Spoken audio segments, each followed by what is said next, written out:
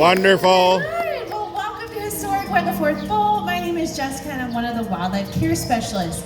Now, San Diego Zoo Wildlife Alliance is committed to saving species worldwide by uniting our expertise in animal care and conservation science with our dedication for inspiring a passion for nature. We integrate wildlife health and care, science and education to develop sustainable conservation solutions. Our conservation work is now focused in 8 conservation hubs, regions around the world where we think our alliance can make the greatest impact. We believe that conservation starts with the connection that we make with people and wildlife every day, so we are hoping to do just that. So, are we ready to meet some wildlife? Yeah. Yeah, awesome. All right, well, we're actually going to be starting off in our One Health approach to saving wildlife worldwide. The health of people, wildlife, and the environment are all interconnected. Our planet can only thrive when all life thrives. That is the core of our mission, and it's a thread that runs through a lot of our conservation efforts. Now, this next particular animal guest definitely fits that bill because he is a canine, and canines have been part of human history for thousands of years, either by being companions or helping with law enforcement or our military, but more recently they have been extremely crucial for conservation organizations like ours, and they have been super helpful in this by using their superpowers, I like to call it, which is their sense of smell. If you didn't know this, dogs can have up to 100,000 times stronger sense of smell than we can, so we have definitely been putting this to the test in a lot of our conservation efforts, and we wanted to show this amazing ability of theirs today. We have actually hidden a very special object out here for him to find. Now, he does need a little bit of enthusiasm to get him going out here, to get that sniffer really going. So everybody, Elvis, can you give Elvis a very warm welcome? Please welcome Elvis! Elvis! Yeah! He's on the trail. I have no idea where That's it is. using your head. We have yet to stump him. Sometimes he comes out here though and gets free snacks. Oh, he did it! Good job, buddy! Yay! With Okay, Melissa. so you may notice what he found here is a stuffed koala. How many of you remember those mega fires in 2018 and 2020 in Australia? Okay, a handful of you. Yeah, so there were many animals that were affected by those fires. A lot of them were koalas. So they, we and our partners had these specially trained sniffer dogs, or koala dogs, that were used to help koalas in need. Now, I do like to preface though that the real koala dogs do not shake the koalas in their mouth. They don't even pick them up with their mouth. They just alert the humans where they're at, and then they get the help that they need. Elvis just really likes to do that with all of his stuffed animals. Now, we also have partners in other conservation hubs, like in our Southwest Conservation Hub, that have used frog dogs to help find an endangered frog over there to help out with their conservation status. And we actually have sniffer dogs over in Africa. Elvis. He's like, I found it again. With cheetah conservation by finding their scat, which is just a fancy word for poop. This tells scientists a lot of different things, population size. They also use dogs to help find poachers out there as well, because that's one of the things that a lot of wildlife are combating out there is the wildlife illegal trafficking out there. So these dogs have been extremely crucial. Now, Elvis's story though, he actually started off with Guide Dogs of America before he came here to the zoo, and we don't like to say that he failed the program. But he failed the program. Elvis, cover your ears. Okay, you'll never know. He's a very smart dog, but he was a little too food motivated for him to be considered safe to guide somebody, let's say, across the street. Because what if there's a piece of popcorn? He has to get it. Sometimes I've gotten he came here to the San Diego Zoo, and he has a very special job here. He is paired up with one of our cheetah ambassadors. He's like... Yeah, all right. Well, please welcome Ilangha, our South African cheetah. She represents our Savannah Conservation Hub. where the wildlife that San Diego Zoo Wildlife Alliance and its partners focus on in this region include basically all the big stuff, the elephants, the rhinos, the giraffes, the zebras, and of course we can't forget about the predators like the lions, the leopards, and the cheetahs. Now, as she cruises around Victoria here, I just ask for everybody to please remain seated. That is very helpful for her. That allows us to bring her a lot closer to all of you. And thank you everybody for at the top for remaining up there. That just makes her a lot more comfortable out here. She is the world's fastest land animal. She's still very much a wild animal, even though we have been working with her for about 9 years, since she was about Ilangha. 6 weeks old. She's still very much a cheetah at heart, and so if one of you leaves the herd, especially a little one, starts gallivanting off, she's definitely going to key in on that. And Victoria here cannot run 70 miles per hour, so we would like her to remain what she's doing right now, which is being calm and comfortable out here. Now, as I said, they are the fastest land animal. They get to those top speeds of 70 miles per hour in about 3.4 seconds, which is crazy to me. That is an amazing acceleration rate. That is a lot quicker than my car. How many of you drove on the freeway today to get to the zoo? Yeah, a bunch of you. So when you go back on it today, when you're heading home or back to your hotels, just imagine a cheetah running right alongside your car, because that's how fast that they can go. Now, of course, your car can endure this speed a lot longer than the cheetah can, but there's no engine in that. That's just all muscle power. She can endure those top speeds for about 30 seconds or a quarter of a mile, and that's usually all of the time that they need to catch their prey. So basically they're all built for speed. Victoria is actually showing off her paw behavior. That is one of her husbandry behaviors that allows us to take better care for her. If she needs her nails trimmed or anything like that, we can easily do that. Or say she gets an injury with one of her paws, she can easily present that paw. We can get a better look at it. But you may notice that those claws are always somewhat sticking out. They are semi-retractable claws. They're the only cats that have that. Other cats, they can fully retract them in their sheaths and keep them nice and sharp.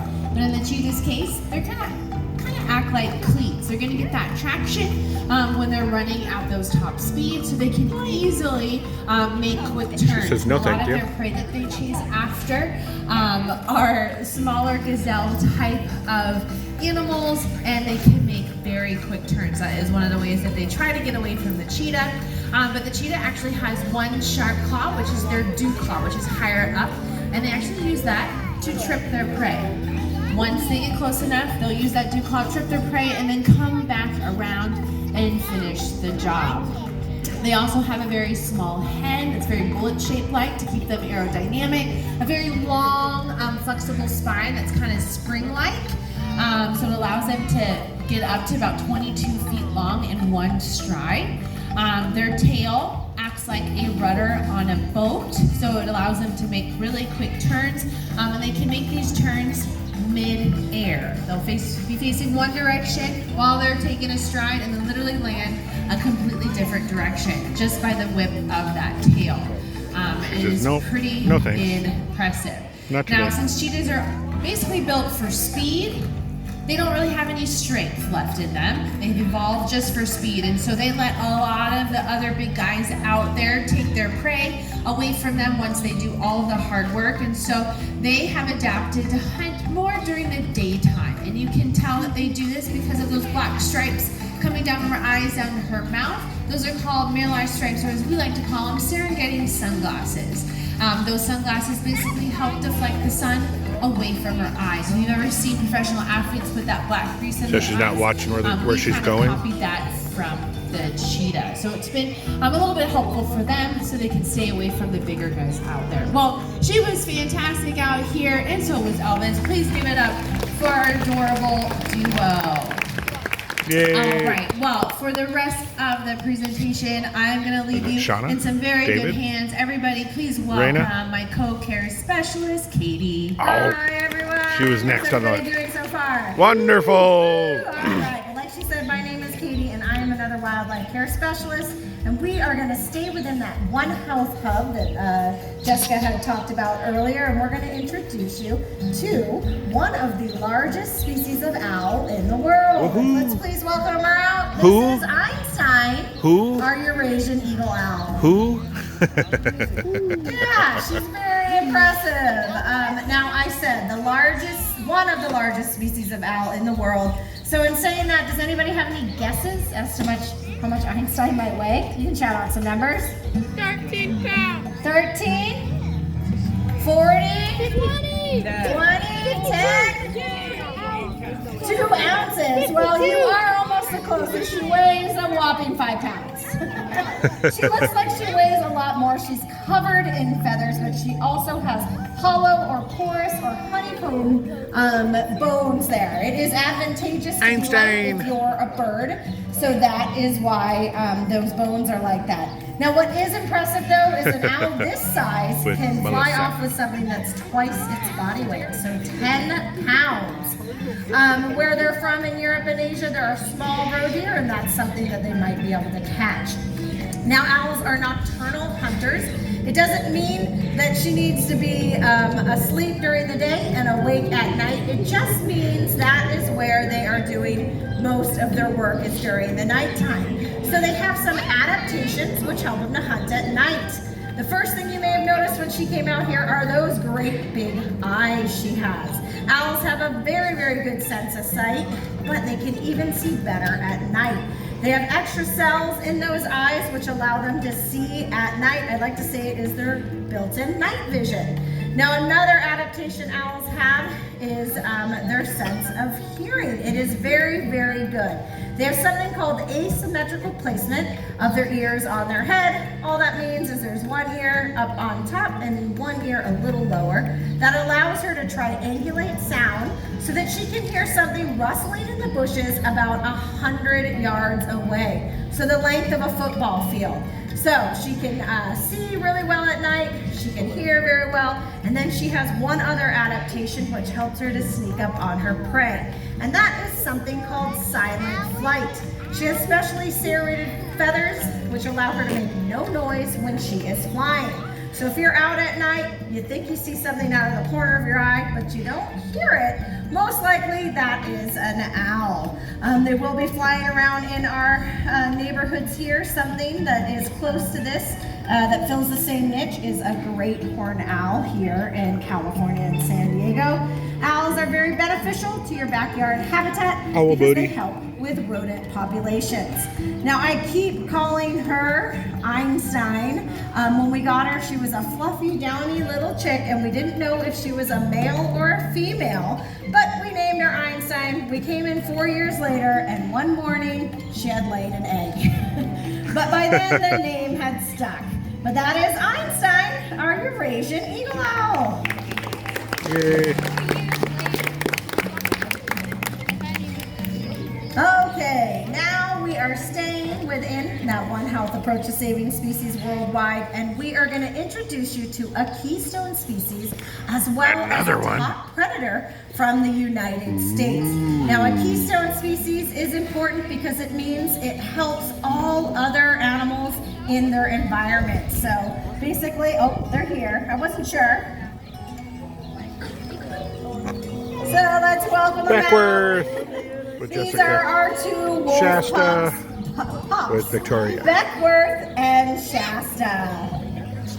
Now they are 4 years old, right? Hi, Beckworth. Turning 5 this Hi, May. handsome boy. I think they're going to be turning 4 this May. Turning 4 this May. Oh my So believe it goodness. or not, they are still Such a youngsters handsome and guy. are part of our Wake Forest Bull wolf pack. We do have an older wolf, Shadow, that is their uncle, that is hanging out in the back right now. And these two really listen to him. Now you get to see the two different colors here, but they are gray wolves. Now, unfortunately, wolves are endangered in the lower 48, and that is mostly due because they are just completely misunderstood. Every time people might think of the big bad wolf and all those stories with it, it just simply isn't true. Wolves are shy and timid. Oh, Shasta's marking her. That's hers now. Marking her territory. That's what she likes to do. They can be shy and timid. In fact, a wolf out there in their natural habitat probably won't run into you. It is going to smell you before then and make a turn in the other direction. Right now, they do both have their fluffy winter Shasta. coats for these chilly San Diego winters. Hello. Come back in the summer and that coat will be completely gone and they'll look a little bit different.